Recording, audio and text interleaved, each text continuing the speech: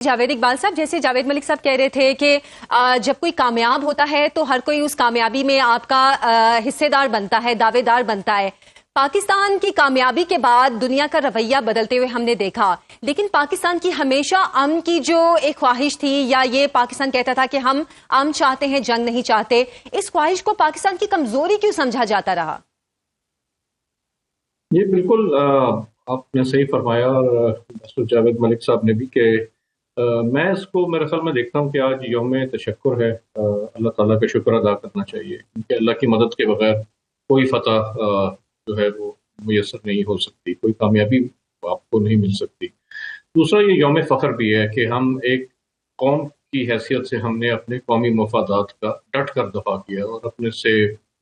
بہت بڑے دشمن کو یہ یقین دلایا کہ وہ Pakistan cannot be messed with،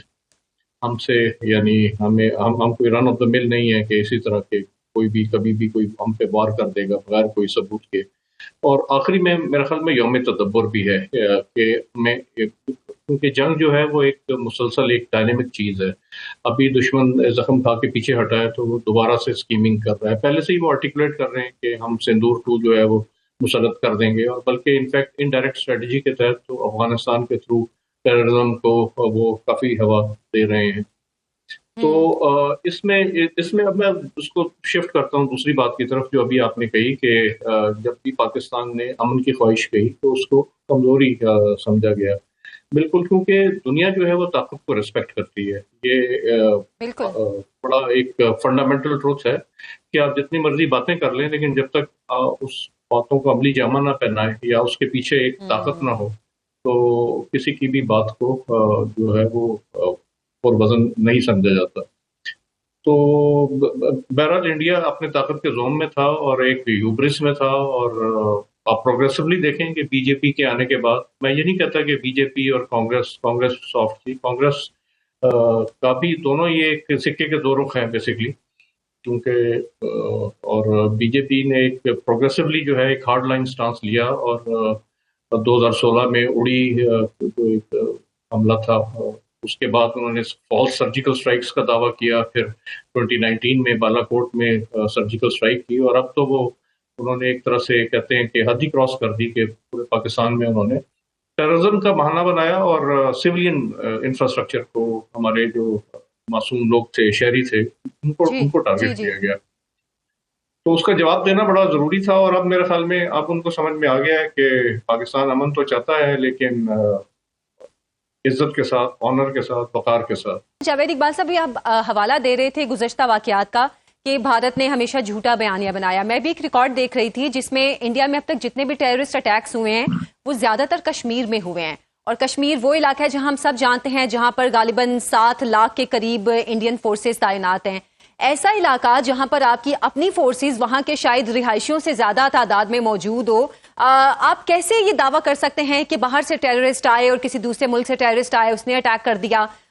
یہ سوچ کیا بتاتی ہے کہ مطلب آپ، جیسے کہ ہم بات کرتے ہیں کہ انڈیا کی ہمیشہ یہ کوشش رہی کہ وہ اس خطے میں چودھری بن کر رہے، تو کیا یہ اسی سوچ کی ترجمانی کرتی ہے؟ جی بالکل، آپ دیکھیں کہ انڈیا جو ہے وہ اس میں بہت زیادہ ڈائیورسٹی ہے، diversity in terms of population, languages, cultures, religions. تو وہ ایک طرح سے ایک فیئر آف جو ان کا جو 1947 میں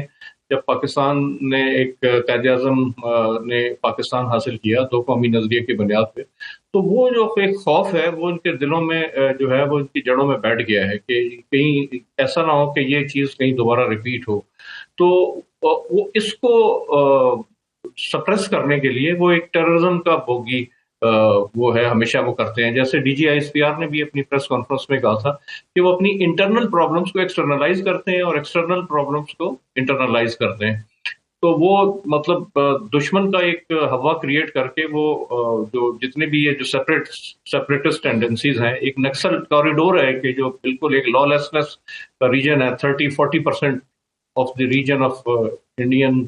اسٹیٹ از انگورنڈ بیسیکلی۔ وہاں پہ پولیس پہ حملے ہوتے ہیں، لا انفورسمنٹ ایجنسیز پہ حملے ہوتے ہیں۔ جو ان کے نارتھ ایسٹ میں جو 7 سسٹرز ہیں، 7 اسٹیٹس ہیں، وہاں پہ تحریک آزادی چل رہی ہے، بالکل ایک طرح سے ایک سول وار اور لڑائی چل رہی ہے۔ اسی طرح خالستان کا مسئلہ آپ دیکھ لیں. تو ان سب کو سپریس کرنے کے لیے وہ ایک ہی سولوشن دیکھتے ہیں کہ یہ تو کوئی باہر سے کر رہا ہے شاید. تو اس کو سپریس کرنے کے لیے ہمیشہ وہ پاکستان پہ الزام لگایا جاتا ہے. آپ نے کہا کہ مقبوضہ کشمیر میں جو وہاں پہ وہ زیادہ الزام لگاتے ہیں، لیکن ان کے انسائڈ ہارٹ میں آپ دیکھیں کہ سمجھوتا ایکسپریس پہ جو حملہ تھا وہ ان کے اپنے لوگوں نے کروایا. اور اسی وہ جو ایک ہندوتوا اور ایک امپیریل ہوبرس ہے ان کا کہ جی وہ دوسری قومیتوں کو، دوسرے مذہبوں کو کچھ سمجھتے نہیں، ان کو سپریس کرنے کے لیے. تو اسی طرح مالیگاؤں اٹیک تھا، اس میں ان کے ایون جو سرونگ انڈین آرمی آفیسرز، ایک میجر پروہت کا نام آیا تھا، وہ آپ آ کے اس کو نہ صرف وہ ایکوٹ ہو گئے بلکہ اس کو پروموشن بھی دے دی گئی. تو یہ کیا ظاہر کرتا ہے کہ اس پالیسی کو ایک اسٹیٹ پیٹرنیج بھی حاصل ہے. اور جب تک یہ انڈیا کی اسٹیٹ پالیسی چینج نہیں ہوتی، یہ خطرہ ہمیشہ منڈلاتا رہے گا، اور پاکستان کی قوم اور پاکستان کی آرم فورسز اس کے خلاف جو ہے وہ اپنی تیاری وہ بھی ہمہ وقت بڑھاتی رہی. جاوید اقبال صاحب، اس تمام تر سینیریو میں جو جنگ کا معاملہ تھا، یقیناً انڈیا کی جو معاملات تھے وہ کچھ دنوں سے سامنے آنا شروع ہو گئے تھے کہ انڈیا کوئی کارروائی کرے گا. پاکستانی اگر آپ انٹیلیجنس اداروں کی بات کریں یا نگرانی کرنے والے معاملات کے حوالے سے، آپ رول کیسا دیکھتے ہیں پاکستان کی ملٹری کا یا مسلح افواج کا؟ جی بالکل. اسٹارٹنگ فرام، چونکہ آپ نے انٹیلیجنس کی بات کی، تو انٹیلیجنس تو ایک فرسٹ لائن آف ڈیفنس ہے آرم فورسز کی، کیونکہ پیس ٹائم میں، ٹینشن فیز میں اور ڈیورنگ وار بھی ہر وقت جو ہے وہ مصروف عمل رہ کر دشمن کے وار پلانز، ان کی انٹینشنز، ان کی کیپیبلٹی ڈیولپمنٹ، ان کی ڈپلائمنٹ، ان کی ایکسرسائزز، ان کے لیسنز لرنڈ، ان کے ہائپوتھیسس، ان کی وار گیمز، وہ ایک ایک جگسا پزل کے جوڑ جوڑ کے وہ ٹکڑے ایک پکچر بناتی رہتی ہیں، اس کو اپڈیٹ کرتی رہتی ہیں، اور جو تھریٹ ہے اس کو پوری اس کی جو کیپیبلٹی کے ساتھ جو ہے وہ ایک اس کو سمجھتی ہیں، اس کو پریزنٹ کرتی ہیں، جس کے اوپر پھر وار پلان بنائے جاتے ہیں. تو وہ چیز اسٹریم بڑی کلیئر چل رہی تھی. اسی طرح جو ہماری جو وار پلاننگ ہے وہ ریوائز ہو رہی تھی، ہماری ڈپلائمنٹ اس کے حساب سے ریوائز کی جا رہی تھی، ہماری سرویلنس اسی طرح سے جو تھی تاکہ کوئی بھی وہ کسی بھی سرپرائز نہ کر سکے. تو آپ نے دیکھا کہ انہوں نے کافی اس دوران پہلے کوشش بھی کی، جس کو ہماری ایئر فورس کی الرٹ موومنٹ نے تھوارٹ کیا. لیکن پھر جب انہوں نے سو کالڈ آپریشن سندور میں وہ جو اسٹرائک کی، تو اور ایئر فورس واز ریڈی،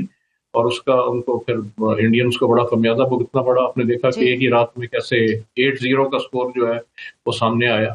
اور اس کے بعد انڈین ایئر فورس کو پریکٹیکلی گراؤنڈ کر دیا گیا. اور صرف 10th کو جو ایک انہوں نے اسٹرائک کی، لاسٹ میزائل اسٹرائک، وہ بھی اپنے علاقے میں رہتے ہوئے ایک اسٹینڈ آف ویپن فائر کیا انہوں نے، جسٹ ٹو مطلب انڈیکیٹ کہ پروبیبلی دے آر ریلیونٹ. اور میری ٹائم تھیٹر میں تو وہ ان کی ہمت ہی نہیں پڑی کہ وہ آئیں، کیونکہ دیکھیں جنگ جو ہوتی ہے نا پہلے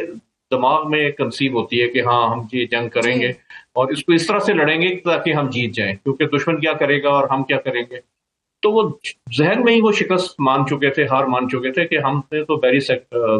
میری ٹائم سیکٹر میں تو آنا ہی نہیں، نیول سیکٹر میں، انڈین اوشن میں، کیونکہ تو اس کے جواب میں جو پاکستان نیوی نے کارروائی کرنی ہے وہ اس سے ہمارا بے تحاشا نقصان ہو جائے گا. تو یہ تو ہماری بالکل کھلے عام جیت ہے پاکستان بحریہ